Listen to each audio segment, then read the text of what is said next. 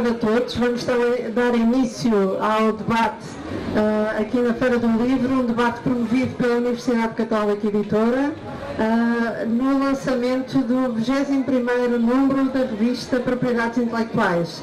É uma revista que é uma edição que temos muito gosto em editar, porque faz agora 10 anos que estamos a editar esta revista e também com esses 10 anos de aniversário estamos aqui na Feira do Livro a aproveitar para comemorar este evento.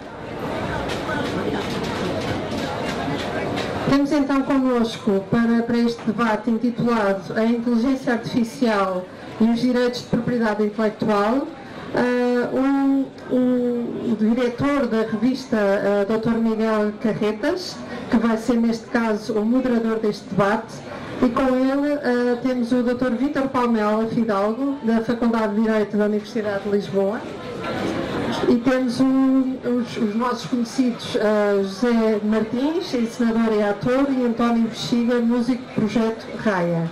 Portanto, e com este elenco de luxo vamos certamente ter um debate muito interessante sobre a inteligência artificial e propriedade intelectual. Eu passo desde já a palavra então ao Dr. Miguel Carretas. Muito obrigada.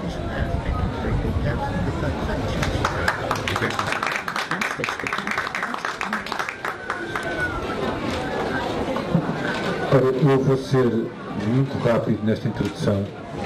Antes de mais, somos nós que estamos gratos à Universidade Católica e à Universidade Católica Editora por ter conseguido manter a chama acesa durante 10 anos de uma revista especializada em propriedade intelectual em Portugal, o que é extraordinariamente difícil. Se me dissessem há 10 anos, quando estava aqui mesmo, íamos ter esta capacidade de longevidade, eu diria, não tenho a certeza. E o que é facto é que tivemos. Depois, quero-vos também dizer que eu sou diretor editorial porque uns amigos meus fazem o favor de me chamar assim. Em boa verdade, o trabalho e a alma essencial desta revista depende essencialmente de duas pessoas. Uma que está aqui à minha esquerda, o Dr. Vítor Palmela Fidalgo, e outro senhor que está ali, que faz questão de não vir para aqui, que é o Dr. Manuel Lopes Rocha, meu querido amigo e mestre, e que, na verdade, foi ele que desde o início empurrou, incentivou e que foi a alma desta revista. E, enfim, o seu adorno é justo, mais que justo este agradecimento. Como nós temos pouco tempo aqui disponível, eu vou passar muito rapidamente ao Dr. Vítor Palmela Fidalgo, que já foi anunciado, já foi, aliás, introduzido e apresentado, e que nos vai falar sobre inteligência artificial e direitos de autor, e nomeadamente, assim espero, assim presumo, sobre a interferência que a inteligência artificial e no regulamento da inteligência artificial poderá ter nos direitos de autor. Nós depois temos mais uma outra parte da nossa conversa que tem que ver com uma outra questão, não é que elas não se relacionem, mas que tem que ver com uma certa cultura do politicamente correto e o que essa cultura está, ou pode estar, a influenciar o percurso do direito de autor. Até que ponto é que ela é uma limitação ao direito de autor desde logo no início, numa alta limitação da criatividade, e até que ponto é que é legítimo, por exemplo, que herdeiros, e vamos ouvir aqui uma história muito engraçada sobre isso, que herdeiros de um autor possam autorizar ou não a alteração de uma obra, e este é um dos motivos pelos quais ultimamente se têm alterado obras com autorização dos herdeiros. Será que basta? Será que não basta? Vamos também conversar sobre isso. Vamos ter a oportunidade também de depois ligar isto àquilo que é o cancioneiro popular, tantas vezes politicamente incorreto, não é? Mas, sem mais delongas, Dr. Vítor Palmela Fidalgo, vamos falar agora de inteligência artificial, que eu acho que é mais artificial que inteligente, mas me dirá. Bom, muito obrigado, Dr. Miguel Carretas. Antes de mais, é um prazer, um gosto estar aqui. Estou a tentar aqui o meu amigo e companheiro, Dr. Miguel Carretas, que tem intervenção na revista e digamos que, ao contrário do que diz, tem bastante importância e dá muito boas ideias para a revista, ou seja, não é verdade que só seja eu, Dr. Manuel Rocha. Agradecer também à doutora Galano Tunes e à Sociedade Católica Editora. É um gosto e uma honra poder estar aqui. Felicitar a editora por esta nova edição da revista, por todo o trabalho de edições jurídicas e não jurídicas que a editora tem, e por isso nunca é demais felicitar a edição por estes 10 anos da revista, que está muito bem conseguida. Aliás, todos que viram a edição disseram maravilhas dela. Aproveitar também aqui os artistas, António Bexinga, José Martins e, claro, o Dr. Manuel Moscocha, que obviamente que além de ser a alma da revista, naturalmente que eu serei sempre um mero aprendiz perante o Dr. Manuel Moscocha. Bom, mas eu não quero monopolizar aqui o debate, eu vou falar sobre o regulamento e depois atalhar sobre a questão dos direitos de autor. O regulamento de inteligência artificial fez correr muita tinta, foi um processo que demorou muito tempo, enfim, diz-se que nunca houve tanto lobby nos corredores da Comissão como para a aprovação deste regulamento. Muitas empresas ameaçaram sair da Europa, porque, enfim, se o regulamento entrasse em vigor, não teriam possibilidade de inovar nesta matéria. Bom, eu acho que não é bem assim, honestamente, acho que as críticas são exageradas, naturalmente que existe aqui espaço para melhorar. Eu diria que existem 4 grandes objetivos no âmbito do regulamento. O primeiro será um objetivo que é transversal a qualquer tipo de regulamento, que é ser aplicável diretamente e sem qualquer tipo de transposição, evitando que os Estados-membros tenham intervenção nesta matéria. E depois 3 objetivos que são políticos. O primeiro é, digamos, trazer um sistema de inteligência artificial virado para a ética, centrado no ser humano. Digamos que é aquela ideia que se diz que não posso ter um nível mais elevado de tecnologia com um nível mais baixo de ética, ou seja, são dois vetores que devem estar sempre acompanhados lado a lado. O segundo objetivo será, de certa forma, também ter aqui um chamado efeito Bruxelas, no sentido que, sendo o primeiro instrumento jurídico mundial horizontal nesta matéria, o que a Comissão quer é influenciar o resto do mundo. À semelhança do que sucedeu, por exemplo, com o Regulamento Geral de Proteção de Dados. Ou seja, digamos que a Comissão Europeia quer dar aqui o pontapé de saída e influenciar, de certa forma, aquilo que são as legislações do resto do mundo. E depois, um terceiro objetivo, é um quarto neste caso, que é muitas vezes esquecido, que é promover a inovação nesta matéria. Existe um capítulo específico para isso mesmo, onde se podem criar o que se chama sandboxes, ou seja, ambientes controlados para que se possa inovar nesta matéria.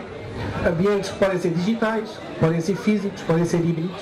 Existe esse objetivo e é, digamos, um objetivo político por parte do regulamento.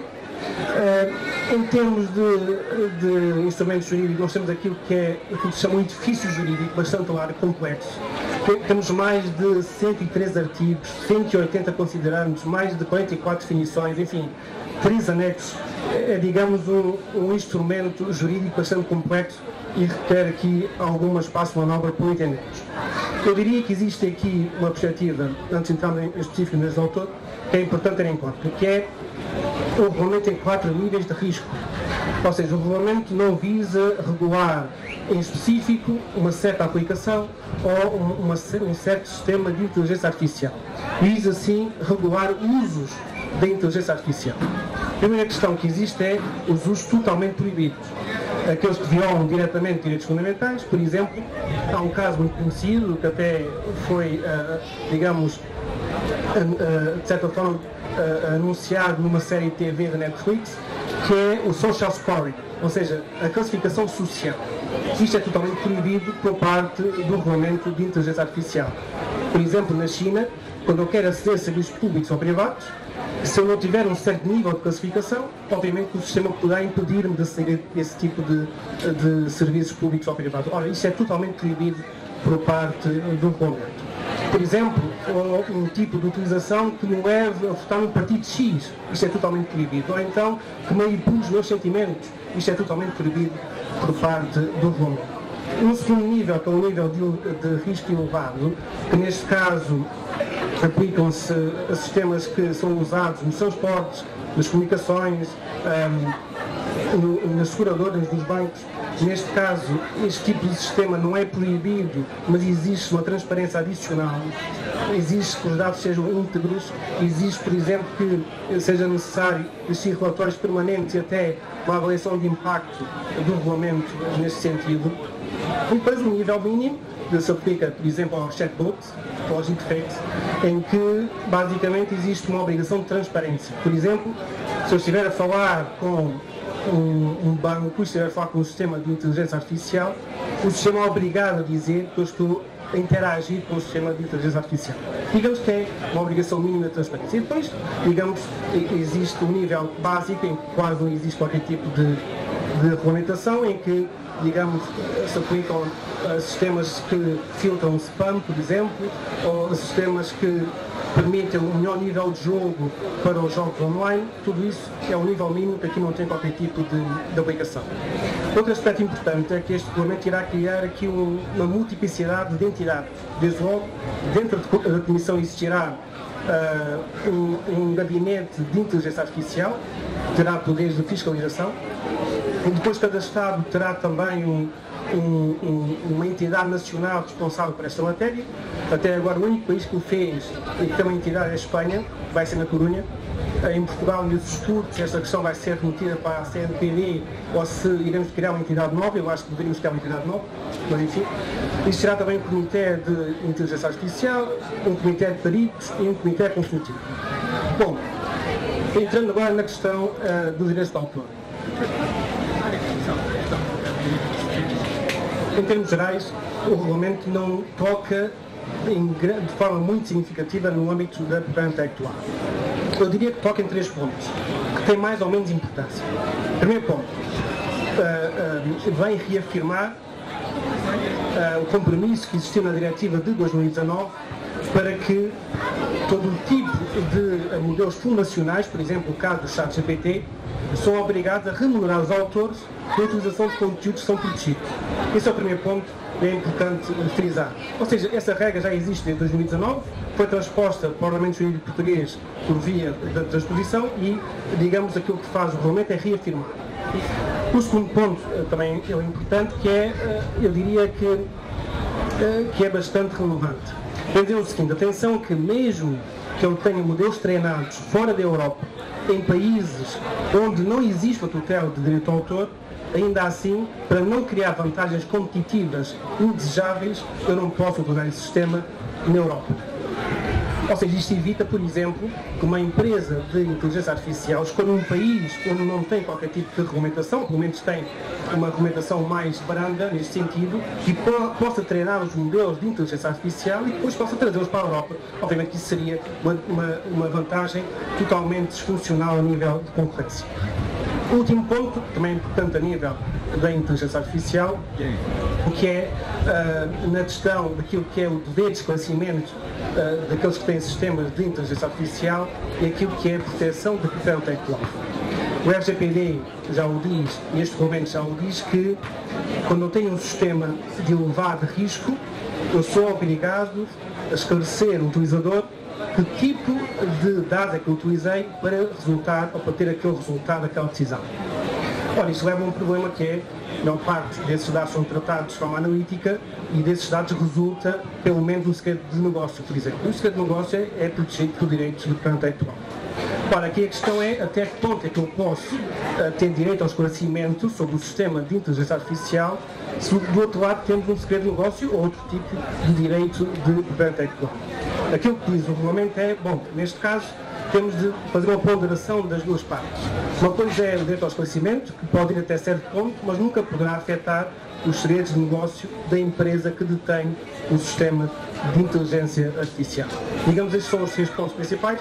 Bom, eu agora, para não me utilizar, vou passar a palavra aqui ao Miguel e depois aos meus colegas do painel, mas obviamente estou disponível para qualquer tipo de questão que haja nesta matéria. Muito obrigado. Não obstante esta visão que nos tranquilizou de alguma forma, devo dizer-vos que a indústria da música vê a inteligência artificial como uma grande oportunidade, mas também como uma ameaça, para ser honesto. Desde logo porque para nós não é claro que a questão seja remuneratória. desde logo. Ou seja, isto agora importa muito pouco à realidade da audiência, mas o que nós entendemos é que é preciso que autores, produtores e artistas, na maioria dos casos, este deve ser o princípio, autorizem o sistema, autorizem mesmo o sistema a ingerir e utilizar estas obras. Uma outra nota que nós depois podemos estar a mão dentro da exceção do artigo 4, que é esta nossa posição. Podemos estar a mão dentro da exceção, ou seja, nós achamos é que nem tudo que é inteligência artificial cabe dentro da exceção. Depois, isto já é uma opinião também muito pessoal, tem que ver com a inteligência artificial generativa, é essa que nos preocupa, no sentido de deixar claro que isto não é uma questão jurídica, isto é uma questão ética, isto é uma questão, se quiserem, até de neurológica. O cérebro humano e o computador não funcionam da mesma maneira. E dito isto, para falar disto, mas também para falar da outra questão, e de como, enfim, tantas vezes o cancioneiro popular digamos, não é propriamente politicamente correto. Até porque vem de tradições, e essas tradições hoje seriam impensáveis serem postas em prática, e ainda bem que são impensáveis ser postas em prática, não é isso que está em causa. Qual é que é a solução? Por exemplo, alteramos as letras ou não alteramos as letras, mas sobre estes dois temas, gostava muito de ouvir o António Bexiga, que se disponibilizou a ouvir de Évora até aqui, para nos falar um bocadinho sobre também aquilo que pensa, não é, sobre estes assuntos. Muito obrigado. Muito obrigado, Miguel. Muito obrigado, Vítor. Muito obrigado a todos. Eu estava aqui a ouvir o Vítor e tenho aqui um conjunto de questões para lhe colocar, desde logo, que me chamaram a atenção. Queria dizer-vos o seguinte: vim de Évora, vim de autocarro e depois fui até ali à estação de metro do Parque e estava lá uma frase que me chamou a atenção e que faz todo sentido aqui, que que tem a ver com esta ideia de ética, não é? E a ética é qualquer coisa como a ética é estarmos à altura de tudo o que nos acontece. Deleuze, exatamente. Muito obrigado ao José Martins. E essa frase cabe que nem gigas aqui nesta discussão que estamos a começar. Eu estava aqui a pensar de que forma que eu posso contribuir, de que forma que o músico alentejano que toca viola campaniça,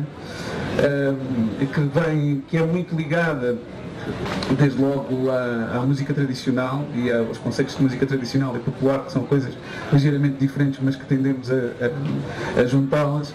De que forma é que eu posso trazer aqui algumas ideias a este debate? E lembrei-me de começar por aqui, citando o José Mário Branco, que é uma figura interessante desde logo por causa das questões do direito de autor, não é? Que eu lembro-me de fazer uma residência com ele aqui há uns anos e ele dizia que as músicas são como os nossos filhos, a gente tem de os deixar ir, não é? Portanto, isto é uma relação com o ato criativo de alguma forma também altruísta e que de alguma forma também pode aqui bater com tudo aquilo que estamos a falar sobre a questão do direito de autor. Mas ele dizia outra coisa. O editor dele não concorda. Não concorda, ok. Mas eu lembro-me dele dizer isto num contexto até informal, nessa residência que estávamos a ter na herdade da Marmoleira, no meio do Alentejo. E uma outra coisa que me lembro dele dizer era que, enquanto músicos e compositores, devíamos ter em atenção sempre este tripé, que é a técnica, a ética e a estética. A ética, outra vez, reparem que a ética aparece aqui, e há aqui uma outra questão que é a estética, que também é muito importante. E de alguma forma, quando eu penso nisto e junto aqui ao ato criativo, eu que de uma forma romântica acho sempre que há alguma alquimia no ato criativo, não é? Há uma coisa que não existe e depois existe, e depois aparece, e há um dia em que aparece aquela frase musical e eu não sei muito bem como é que isto aparece. Se eu puser na mesma frase inteligência artificial, o que é que acontece aqui?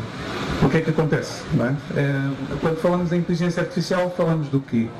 Falamos de... Será que a inteligência artificial faz coisas novas? Será que cria mesmo? É uma questão. Eu venho trazer mais perguntas do que respostas, não é?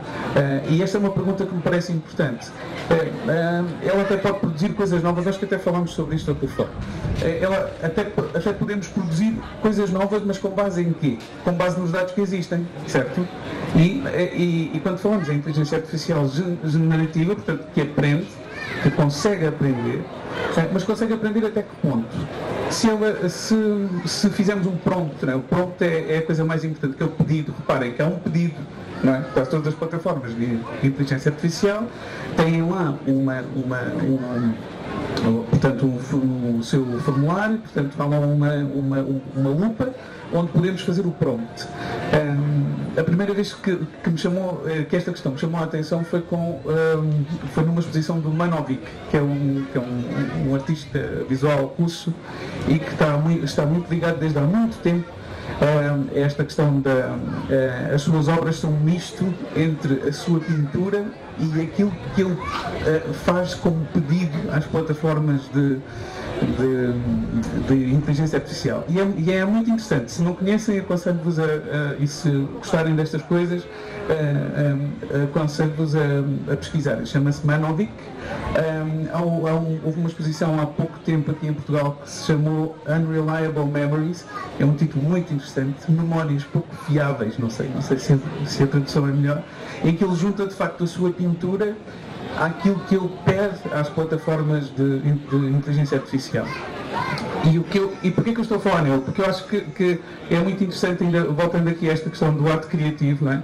O que é isto do ato criativo? Que é o ato criativo que depois vai dar origem a esta questão dos direitos autorais, não é? Portanto, este ato criativo vai dar origem a um autor que tem um direito. Pronto, corrijo-me se estiver errado. E o Manovic tem aqui algumas questões muito interessantes, porque ele mistura estas coisas, não é? Portanto, ele é o autor da pergunta, portanto, ele já tem que ter estudado aquele assunto para fazer essa pergunta e para fazer esse pedido. Portanto, até que ponto... Mas quem é que faz a obra? É o Manovic? É a sua pergunta? Ou é a plataforma de inteligência artificial? Quem é o autor da obra? Esta é uma questão que ele levanta. Há uma obra muito conhecida que ele, e eu já estive a brincar com ela também, que é a Torre de Babel. É uma Torre de Babel do Manovic, e eu tenho um amigo que está muito ligado a estas coisas da inteligência artificial. Uma vez estávamos a almoçar em Monsaraz e eu pedi-lhe para brincar com a app que ele tinha, e então eu pedi à app para me fazer a Torre de Babel do Manovic. Reparem que ele já pediu, ele já tinha feito um prompt com base nas suas questões e na sua visão daquilo que era a Torre de Babel, e eu pedi-lhe que juntasse com o Castelo de Monsaraz, que era onde nós estávamos a almoçar. E o resultado é impressionante. É impressionante, podia ser uma outra obra, e se eu fosse artista visual seguramente iria expor e falar sobre ela. O que é que acontece aqui? É a apropriação. O ato criativo tem a ver com isto. Nós apropriamos das coisas, temos uma relação emocional com elas. E porque é que eu estou a dizer esta questão da relação emocional? Que me parece muito importante, e aí é que nos distingue um pouco desta ideia da IA generativa. É que nós não somos só um meio de congregar dados e depois mandarmos uma outra coisa lá para fora. Há um bocadinho mais do que isso. E por isso também, julgo eu, é que a questão da indústria da música, existem duas fações muito grandes. Há pouco tempo, vários artistas nos Estados Unidos assinaram uma carta aberta. Artistas mais do mainstream, como a Billie Eilish, a Katy Perry, Bon Jovi, acho eu, assinaram uma carta a dizer: isto é dirigido a todas as empresas que estão a desenvolver IA neste momento. Nós não queremos que vocês aprendam com a nossa música. Não queremos. E é legítimo que isso possa acontecer. A questão do direito de... O direito ao opt-out é um direito que é sempre reconhecido. Que é um dos direitos. Mesmo se estivermos no quadro da exceção, o direito ao opt-out é sempre possível, tal e qual. Pronto, esta questão depois é muito interessante, não é? Que aquelas obras inacabadas, não sei se conhecem aquelas obras inacabadas, agora está um bocado na moda, tudo que é obra inacabada, há uma plataforma de IA que vai acabá-la, não é? Como se fosse o autor. E como se esse autor de alguma forma não mudasse e não tivesse. Às vezes a nossa lógica não é exatamente a nossa lógica não é linear, não é? A gente quando cria alguma coisa vai buscar várias coisas a vários sítios. Não vou alongar muito mais, acho que há aqui muitas questões interessantes a levantar. Vou só fazer aqui uma ligação à questão dos cancioneiros populares ou tradicionais. Estes cancioneiros já são um filtro, eles já são o resultado de alguém que os escolheu. E quando colocamos estes dados e colocamos estas plataformas de aprender com eles, não é? Até podemos criar outras coisas, mas vamos estar aqui no meio de um cercado, não é? E muito dificilmente aquilo que é único numa obra e numa criação, que é essa capacidade de extravasar, não é? Outra frase que está ali na estação do parque, que é quando começa a música, começa a indisciplina. Platão. Agora as próximas já vou pedir. Não é? Portanto, essa indisciplina é fundamental. O Zé Martins passa por muitas vezes, não é? Exato.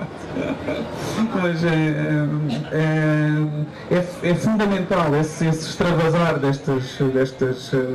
daquilo que é esta redoma onde vivemos de alguma maneira. E esta é uma questão importante, que é até que ponto é que a criação e o usufruto dessa criação são um ato de liberdade ou não. Esta para mim é a grande questão.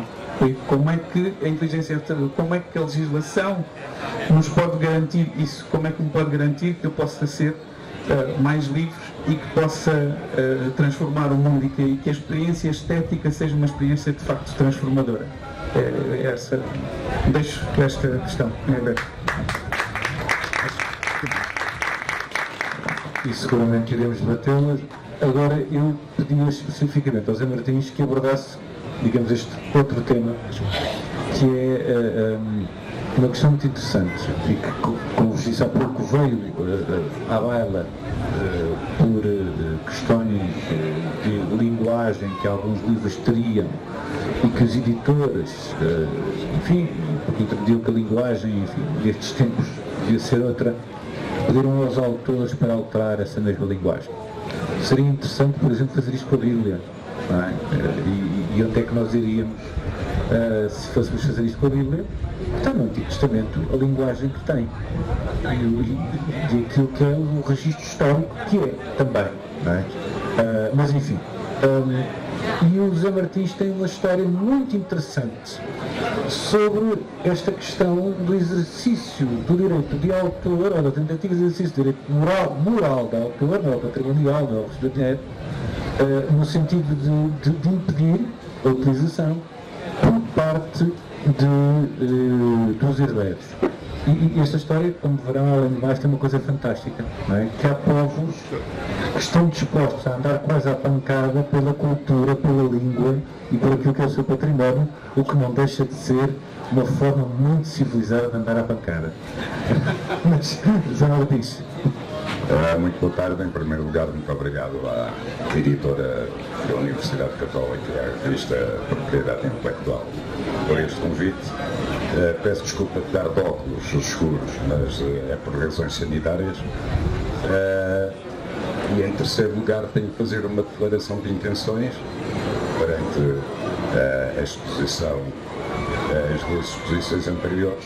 É que eu estou aqui mais naquele papel que se chama a ótica do utilizador. O utilizador quer recorrer a direitos autorais de outros, quer também sou autor, embora dos direitos conexos, de permitir a utilização das minhas criações por outras. Ao longo desta minha atividade, sobretudo como encenador de teatro, cheguei à conclusão que os direitos morais dos autores têm 3 estádios completamente diferentes. O primeiro é aqueles autores que infelizmente morreram há mais de 75 anos e portanto pode-se fazer das obras que eles nos legaram exatamente o que quisermos e temos grandes exemplos disso, nomeadamente com o Shakespeare, que serve para tudo e mais qualquer coisa. Ainda há cerca de um ano fomos confrontados com o imediatismo de uma encenação do Shakespeare em que uma personagem era um transexual que foi interpretado por um ator que não era transexual, e isso motivou uma manifestação, enfim. Portanto, relativamente às obras dos autores falecidos há mais de 75 anos, não há nenhuma forma, até hoje, que se conheça, de proteger esse património. Depois há os autores vivos, que no momento em que a sua obra é recriada por alguém, quem decide desses direitos morais é o próprio autor. Eu tenho alguns exemplos concretos no meu trajeto. Eu quis fazer uma peça de um autor austríaco e pedi, portanto, autorização para encenar essa peça, e a resposta do autor foi: sim, senhor, autorizo, desde que a tradução utilizada seja concretamente esta que eu vou indicar. E eu, para montar esse espetáculo, tive que fazer a tradução que o autor me obrigou a utilizar. E depois temos os direitos morais das obras cujos autores morreram há mais de 75 anos. E nesse caso são os herdeiros que, para o bem e para o mal, podem decidir aquilo que se pode fazer. E eu tenho um caso, e gostava de partilhar convosco esse caso, sobre o qual não tenho nenhuma posição, e por isso é que eu estou aqui a lançar. Como sabem, em Espanha há 3 nacionalidades históricas que têm uma língua própria, que é a Catalunha, o País Basco e a Galiza. Durante muito tempo não se podia falar nem catalão, nem basco, nem galego, durante a ditadura, mas depois na democratização começou a poder-se falar estas 3 línguas, de tal modo que hoje estas 3 línguas, estas 3 nacionalidades, estas 3 comunidades são bilíngues, o castelhano e o catalão, o castelhano e o basco e o castelhano e o galego são utilizados oficialmente da mesma forma. Um dos mais importantes dramaturgos galegos do século XX, e se calhar de toda a história do teatro espanhol, é um autor chamado Ramón María del Valle Inclán, que é galego, e que escreveu toda a sua obra em castelhano, embora muita dessa obra seja de inspiração galega. Em 1998 comemorou-se o centenário da geração de 98, de que ele é um dos mais importantes, uma das mais importantes personalidades, e o Teatro Nacional da Galiza quis fazer uma peça do Valle Inclán. E eu cá rapidamente quis fazer essa peça do Valle Inclán, pediu autorização aos herdeiros para fazer em galego e os herdeiros recusaram. Isto deu uma grande polémica na Galiza, até que o Teatro Nacional da Galiza, e contra toda a tradição do teatro galego, resolveu fazer a peça em castelhano. E no dia da estreia estava as pessoas que participavam na estreia desse espetáculo de Valle Inclán em castelhano dentro do teatro. Havia depois uma barreira de polícia de choque e havia do outro lado uma manifestação imensa de pessoas da Galiza, de intelectuais galegos, a protestarem contra o facto de a peça ter sido montada em castelhano. Só mais um dado para acabar esta história, é que antes do Teatro Nacional da Galiza ter decidido fazer a peça em castelhano, eu sugeri ao autor, ao encenador e ao diretor do teatro, porque é que eu não pedia os direitos para representar a peça em português. Depois a minha companhia, nessa altura, dirigia uma companhia de teatro que contratava atores galegos e representavam a peça. E ele achou a ideia excelente, mas quando pedimos os direitos de autor para a versão portuguesa da peça, os herdeiros disseram o seguinte: esta peça pode ser representada em todas as línguas do mundo, exceto o castelhano, o basco e o galego. Damos autorização para a peça ser apresentada em qualquer sítio do mundo nessas línguas, exceto em Espanha. Portanto, era esta a história que eu queria contar.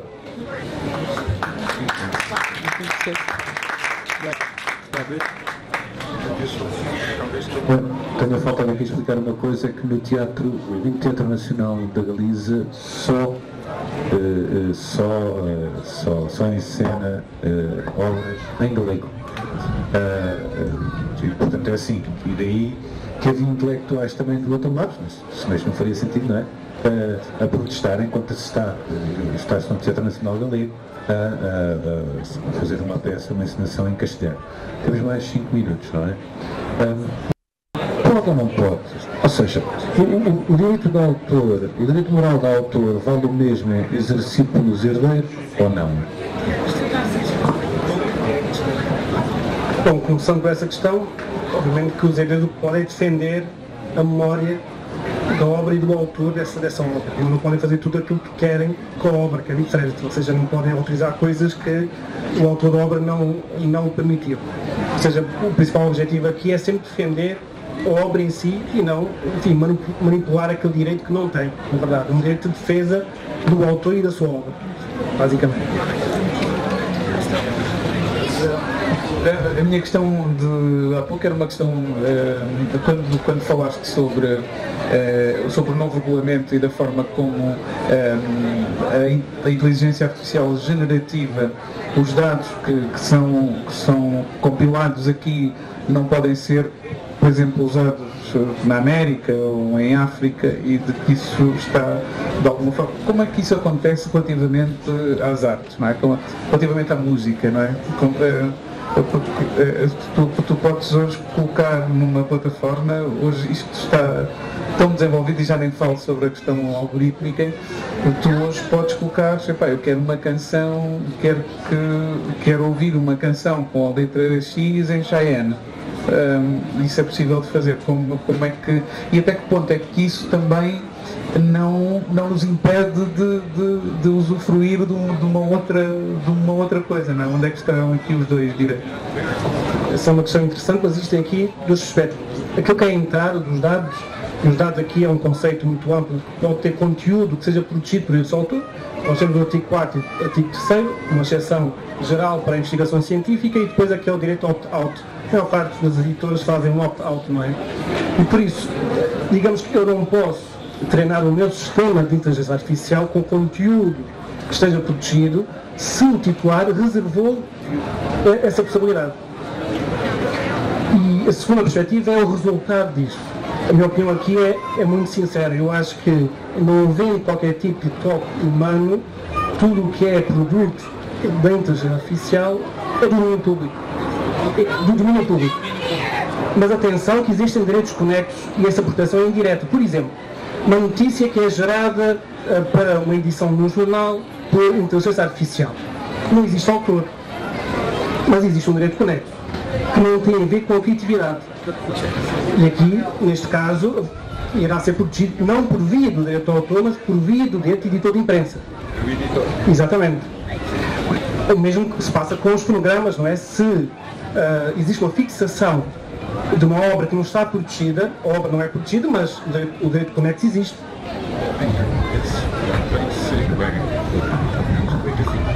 Para ser totalmente sincero sobre aquilo que a indústria da música pensa disto, a indústria da música tem uma posição unânime, ou praticamente unânime, entre as grandes e as pequenas editoras. A indústria da música serve para criar ou transformar talento humano em sucesso. E o humano aqui é fundamental. Não, a indústria da música não quer receber um tostão por nada que seja de inteligência artificial puramente generativa. Outra coisa é a indústria da música serviço, como serve agora. Há uma nova obra dos Beatles que mete John Lennon na mistura. Meu senhor, coisa bem feita. Bem feita, a música é boa. Agora, o que é que aconteceu aí? O que aconteceu aí foi que se usou a inteligência artificial para limpar as gravações que John Lennon tinha e para se conseguir pegar na voz dele e juntá-la à voz dos outros Beatles, e com ritmos que já tinha sido tentado fazer, mas não havia ainda a tecnologia para fazer. E com a autorização aí de todos, de facto, inclusive é da Yokohama, conseguiu-se recriar aquilo que seria aquela obra vista hoje pelo John Lennon, aquilo que se acredita que seria. Ora, isto é uma coisa fantástica. Isso é uma coisa. Outra coisa é nós queremos que a inteligência artificial, pelo menos generativa, sem intervenção humana, não. E esta podia ser outra posição nossa, porque nós de facto podemos ter essa posição. Nós de facto podemos assentar os direitos de produtor no investimento. A questão é que então não éramos nós os produtores, que eram os produtores a quem fez a máquina. E esta é que é a questão. A indústria da música recusa qualquer remuneração equitativa por isto. A indústria da música, sempre que estiremos no âmbito da extração, tenderá sempre a optar pelo opt-out e autorizará diretamente e muito limitadamente esses sistemas. Esta é a posição da indústria da música, que é uma posição que eu não esperava que fosse tomada de forma tão unânime e tão universal pelas editoras, mesmo pelas grandes editoras. É interessante porque, por exemplo, se nós formos para os editores de imprensa, metade das notícias da Bloomberg hoje em dia são feitas por inteligência artificial e eles não prescindem do direito conexo. E por isso vão ser remunerados sempre por essa via, não é? E por isso é interessante, eu não sabia da posição da indústria de música, é uma novidade. O que temos de terminar é que isto tem implicações que nós não estamos a pensar nelas agora.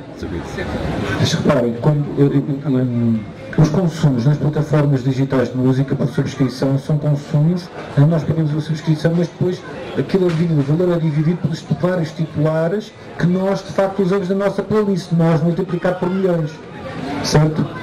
Se metade da música que lá está for de inteligência artificial, os verdadeiros produtores e artistas e autores vão receber metade. Aqui isto tem consequências muito complexas, por isso a indústria da música também não licencia. Daí que a Universal tenha muito recentemente suspendido, entretanto já chegou a pôr outra vez, com o TikTok, proibiu as suas músicas no TikTok, e não é só por uma razão de valor. É porque o TikTok não estava disponível para aceitar questões éticas mínimas sobre a inteligência artificial. E isto, enfim, de alguma forma deixa-me satisfeito trabalhar para trás assim.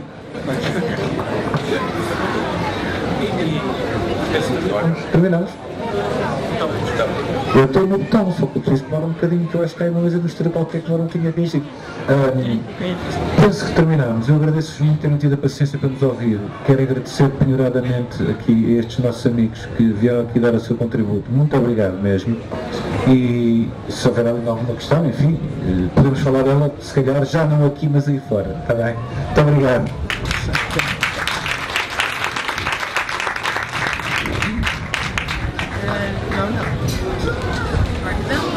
Eu queria só agradecer a presença de todos e este painel de luz que de facto nos deixou aqui questões muito interessantes e que nos levam a coisas que nem sequer sabíamos e que nos levam a refletir. E não disse há pouco, mas gostava muito de pedir aqui uma salva de palmas para o pai desta revista, para o Dr. Manuel Lopes Rocha, que agradecia imenso que recebesse os valores por tudo isto também. Muito obrigada. Isto é uma obra coletiva. E muito obrigada por tudo. Isto é uma obra coletiva, senhor.